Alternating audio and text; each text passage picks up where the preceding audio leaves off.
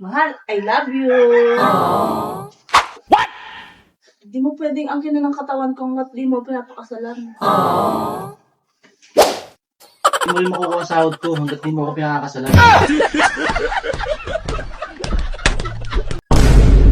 Uy, mahal. Kahapon, kabibili-bili ko lang ng toothpick, ubos na agad. Aba, hindi ko alam. Pag naman akong gumagamit, binabalik ko agad eh.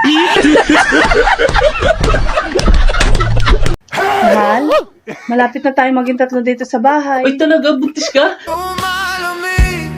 Yes. Dapat mag-celebrate tayo. Naku, hindi. Dito natitira si nanay sa bahay.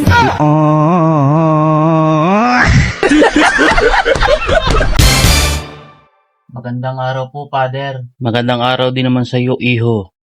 Nangungumpisal po sana ako eh. O sige. Kaya mo bang itakwil sa buhay mo si Satanas? Hindi po, Father. Bakit? May dalawa po kasi kaming anak eh.